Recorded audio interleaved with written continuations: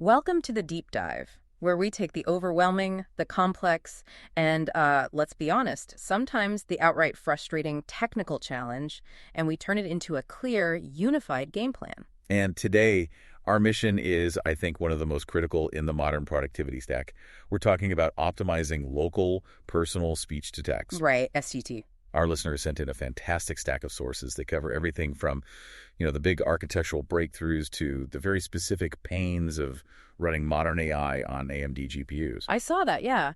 And the big question that ties it all together, is personalized voice adaptation actually worth the effort? Exactly. We're trying to move from that feeling of being paralyzed by documentation, asking, okay, which engine do I use? Which format? What on earth is this environment variable? To having a definitive, actionable strategy. This deep dive is basically your shortcut to mastering that whole fine-tuning process. And to really appreciate what we're trying to do here, we have to, just for a second, look at the history. If you, like me, tried to do anything with speech recognition a decade ago on Linux... Oh, don't remind me. Pocket Sphinx. Julius. It was so disappointing. Frustratingly so. Yeah. The accuracy was just, it was abysmal. Maybe 60, 70% in a quiet room, if you were lucky. If you were lucky, yeah.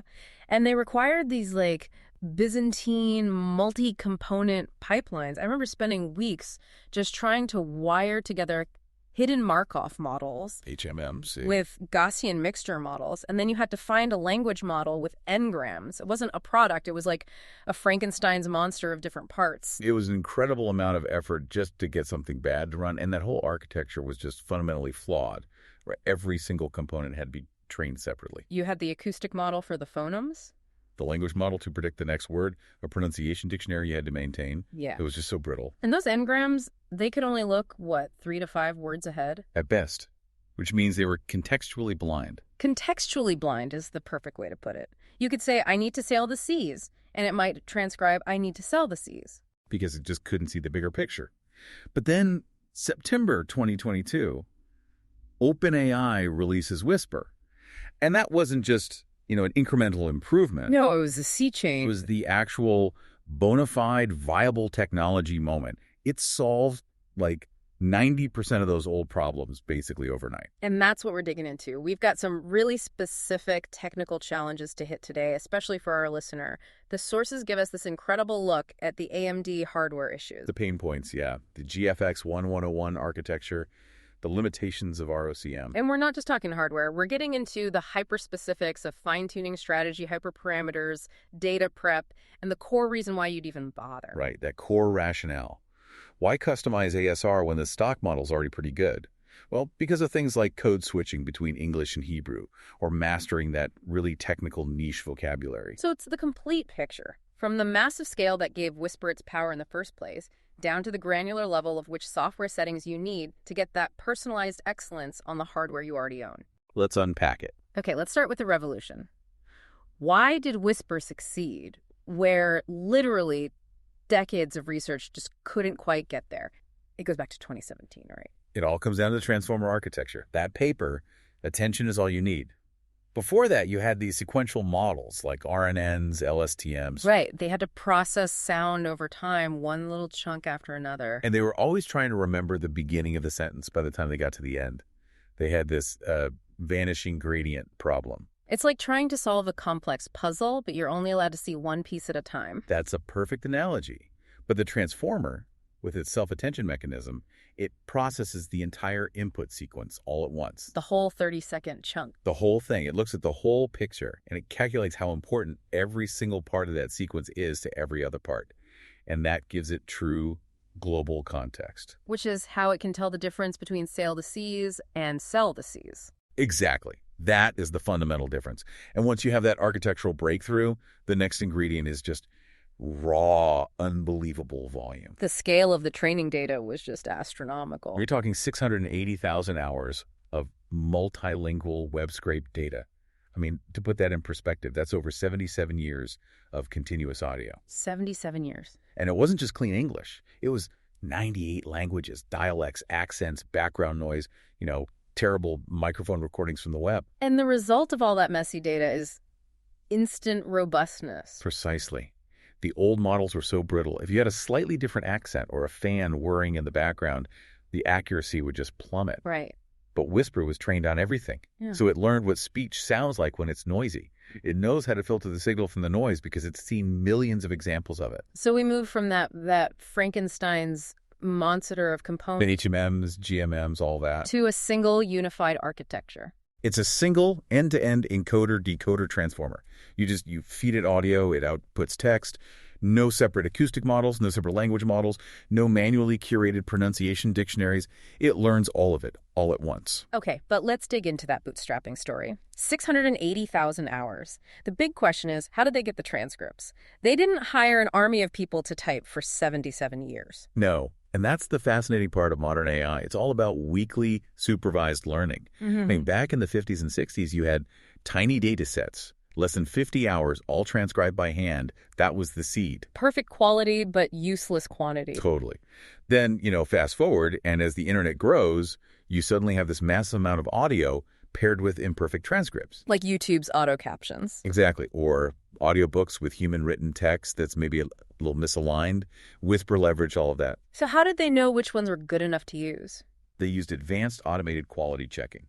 They'd basically use older, less perfect ASR models to see if the alignment between the audio and the existing text was close enough to be considered supervised data. So it's a feedback loop. It's a huge multi-generational feedback loop. The 680,000 hours are the result of filtering just massive amounts of web data to find the highest quality pairs.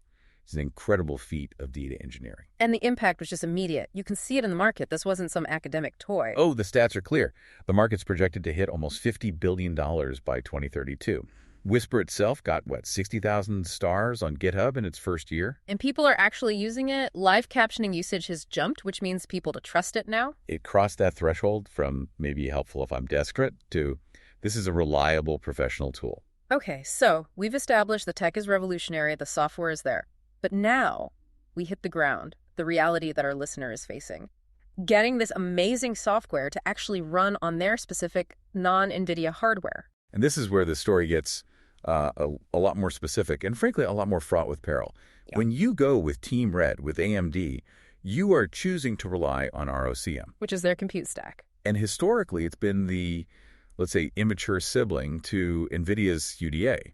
Most of these AI engines were just built for CDA first. Right. It feels like trying to plug an American appliance into a European socket. You need an adapter, and sometimes that adapter is shaky. That's a great way to put it. For our listener who's using an RDNA 3 card like the RX 7700 XT, that's the GFX 1101 architecture, the core challenge is twofold.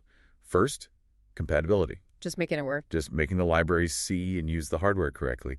And second, optimization.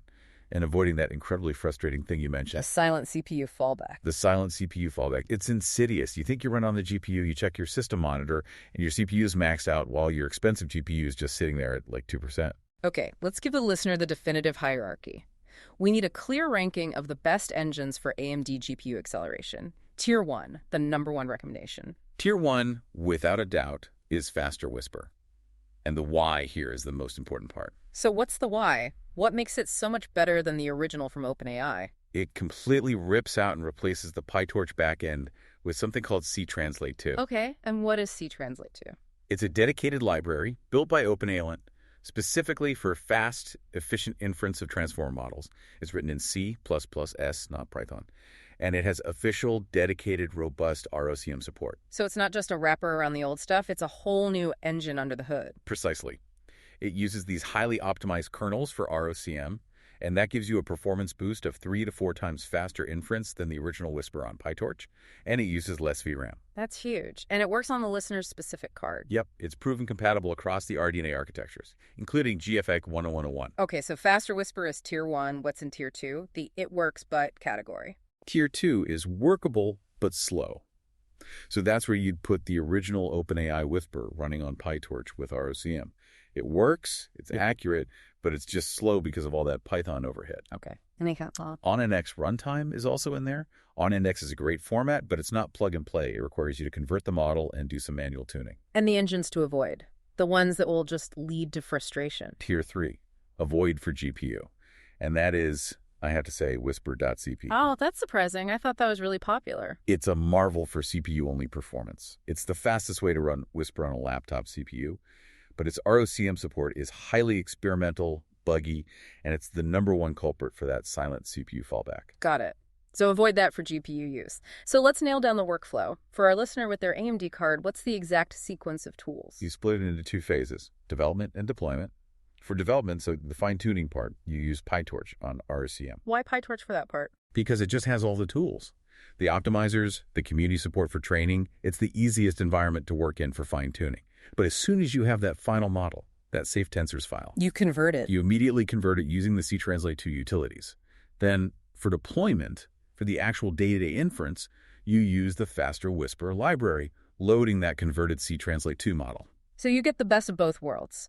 The flexibility of PyTorch for training and the raw speed of ctranslate2 for inference. That's the path. Now, you mentioned an environment variable. This seems like one of those tiny details that can make or break the whole setup. This is mission critical. Oh. For the RDNA 3 cards, the RX 7000 series, you have to set this environment variable. HSA override XX version 11.0.1. And if you don't, ROCm often fails to load the correct optimized kernels for your card. It falls back to a slow, generic one, or worse, just gives up and defaults to the CPU.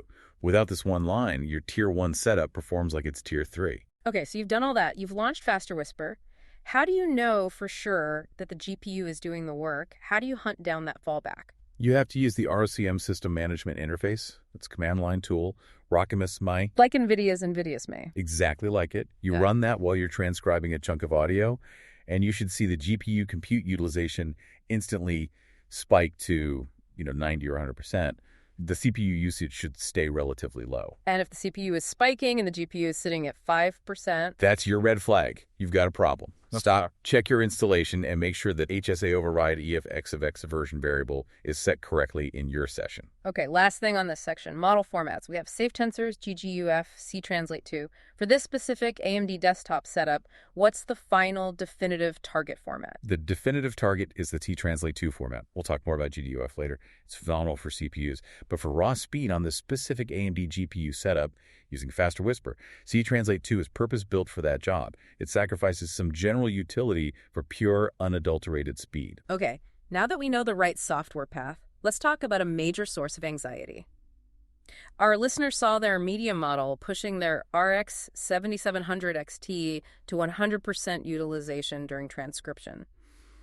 And they worried, is my GPU a bottleneck?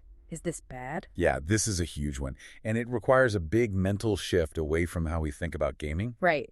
In a game, if your GPU is at 100% all the time, you're on the edge. You might be worried about heat or throttling. But AI inference isn't a marathon. It's a sprint. It's a series of sprints. You load a 30-second audio chunk. The GPU calculates all the tensors. That's the sprint. Yeah. It hits 100% for maybe, half a second, 2 seconds. And then it drops right back down to idle. Right back to idle while the CPU gets the next chunk ready. So that 100% spike is actually a sign of efficiency. It means you're not being held back. You're using the full power of your hardware for that brief moment. So you want to see that spike. You should be happy to see it. It means your setup is working perfectly. Let's clarify the VRAM versus compute power distinction, because I think that's where the confusion comes from. They do totally different jobs. The VRAM, so the 8 gigabytes on the 7700 XT, that just determines what size model you can load. 8 gigs is plenty for the medium model, maybe even a quantized large model. So memory isn't the problem? Not at all. The compute power, the TFLOPS, that's what determines how fast that 100% sprint is. Your card has a ton of FP16 power. So the model loads into VRAM, and then the compute engines just go flat out until the job is done. A 100% spike means they're going as fast as they can. So the key metric isn't utilization, it's the real-time factor, the RTF. Exactly. RTF is the only thing that matters. If you have an RTF of 1.0, it takes 1 second to transcribe 1 second of audio. For live use, you need it to be well below 1.0. And with this hardware, you'd expect. On this card, with the medium model, you're probably getting an RTF around 0.5 or even lower. So you're running at twice the speed of real time. That's fantastic performance. So let's just bust the myths directly. Does that 100% spike hurt the quality of the transcription? Not one bit. The quality is determined by the model's math, and the math is the same whether the calculation takes half a second or 2 seconds.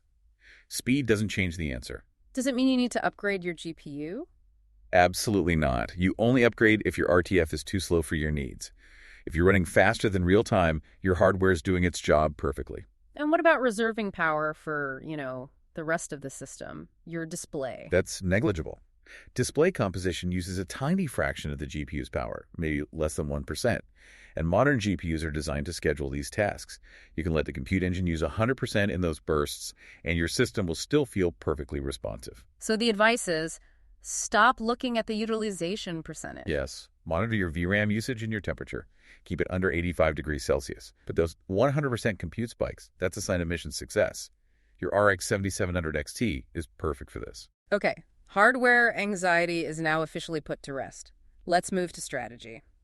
Our listener has these specific needs: code switching, technical jargon, accent adaptation. So let's validate why fine-tuning is not just, a fun project, but actually critical for them. Fine-tuning is what turns a mass-market product into a truly personal tool. The stock Whisper model is a generalist. It's a jack of all trades, master of none. Fine-tuning makes it a master of you. Let's start with code switching. That's a huge one for bilingual speakers. It's a massive challenge for a general model. Even though Whisper is multilingual, when it hears a Hebrew word dropped into an English sentence, its English language model tries to jam it into an English-sounding word. So it'll hear Tamar and write Tamer. Or something even less related. Fine-tuning teaches the model your specific predictable patterns of bilingual speech, so it knows, that's a Hebrew word, I'll transcribe it correctly. And then there's technical vocabulary. This is where I see the most errors in my own use. Oh, absolutely. Acronyms like CUDA or gRPC, specific product names.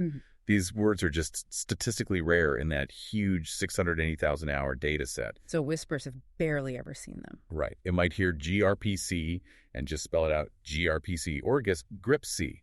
Fine-tuning reinforces the correct spelling, the capitalization, and the context for these high-value terms that are central to your work. And finally, that personal touch, adapting to your own accent.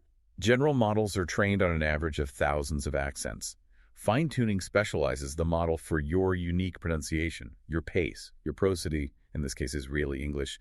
It learns the rhythm of your voice. Yeah, okay, so that brings us to the core strategic decision.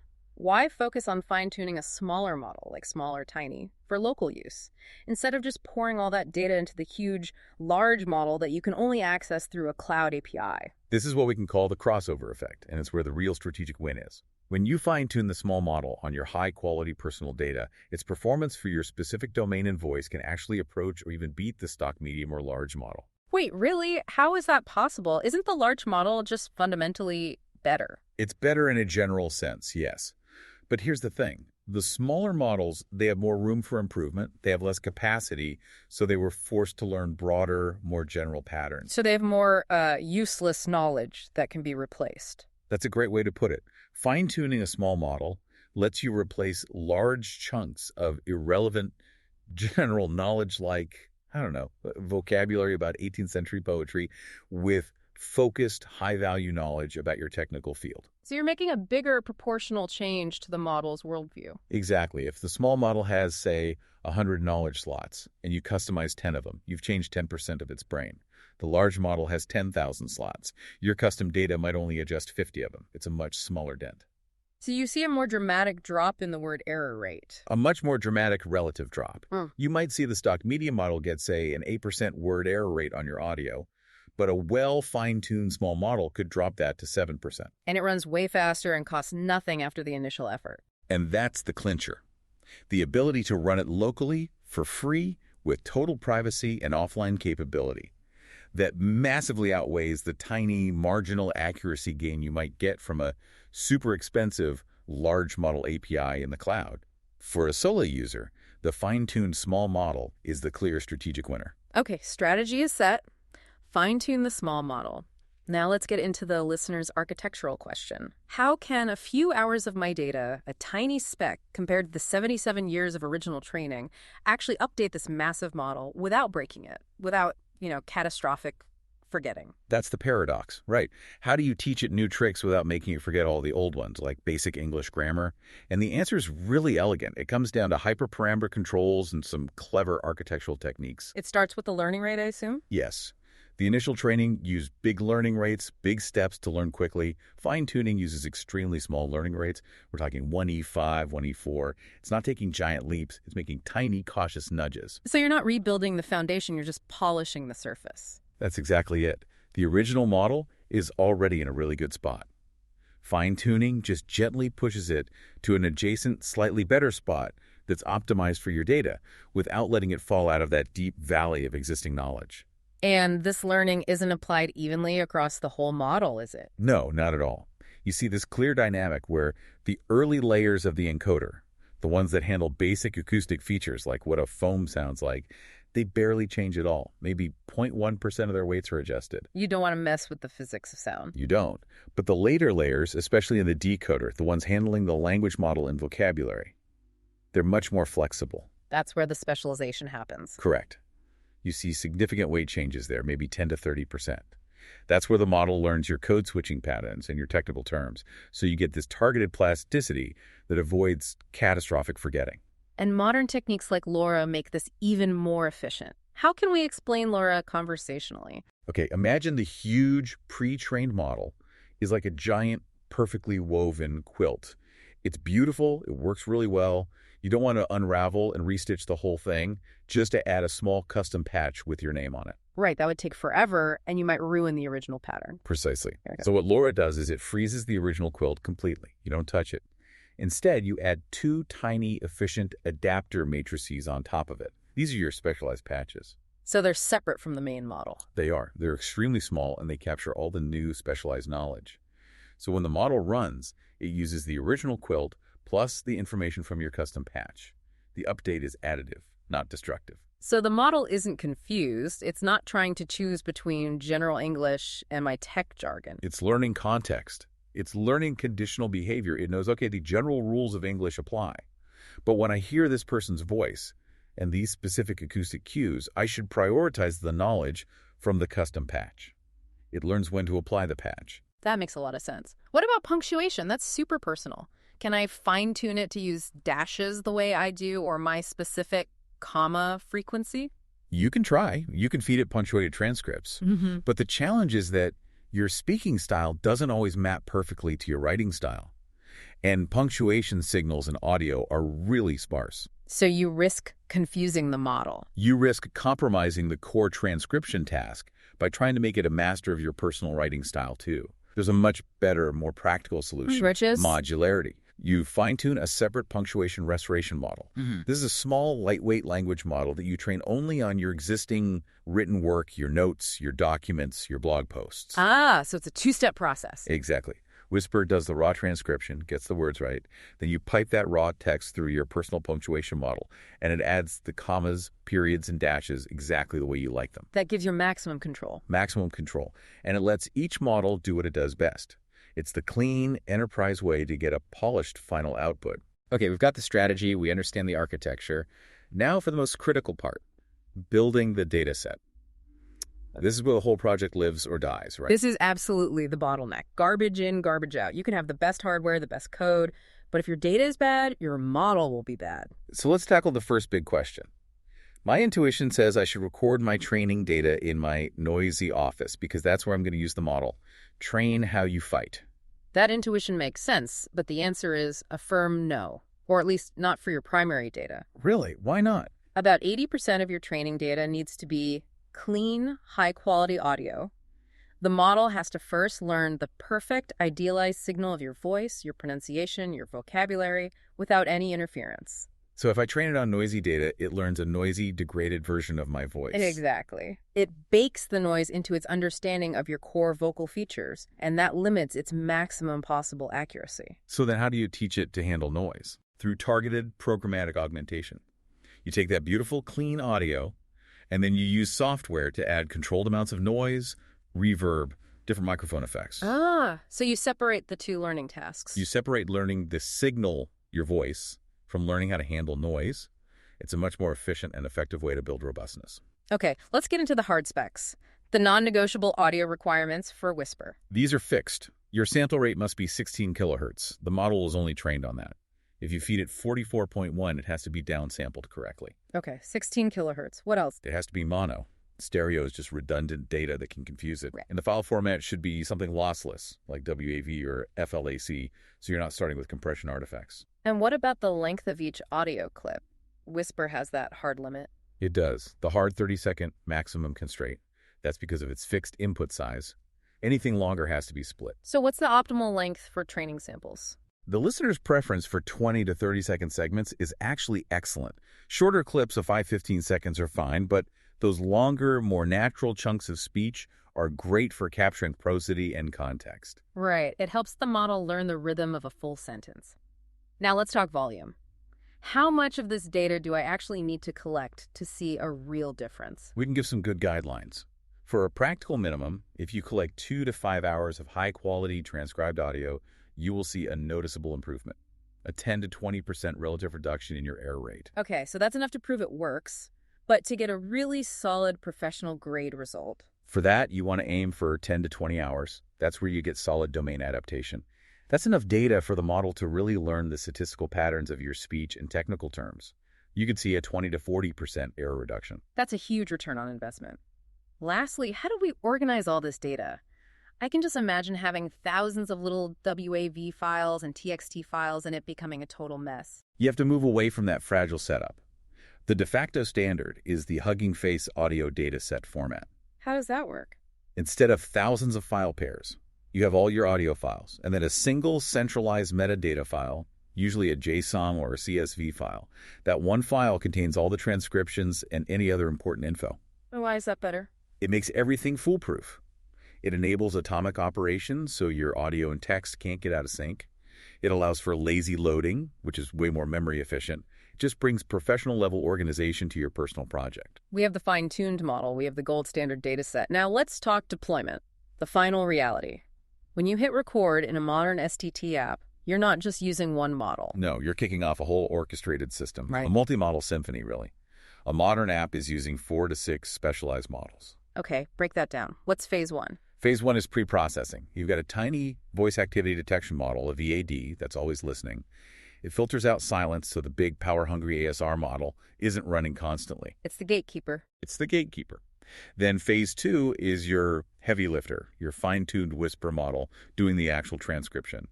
And phase 3 is post-processing. Which is where our punctuation model comes in. Exactly. Lightweight models for punctuation restoration and maybe speaker diarization if you need to know who said what.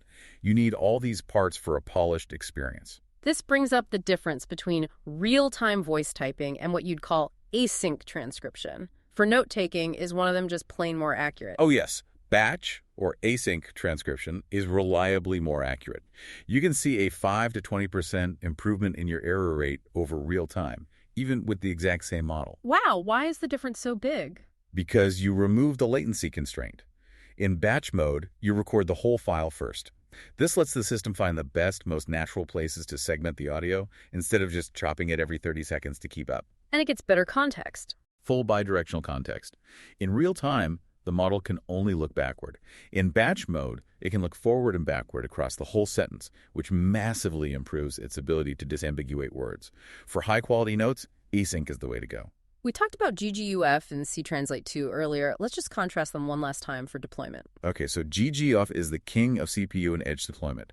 It's brilliant because it packs all the metadata quantization settings, context size, right into the single model file. It's built for portability and efficiency on CPUs. And CTranslate 2. CTranslate 2 is stripped down for one purpose. Yeah. Raw, fast GPU inference.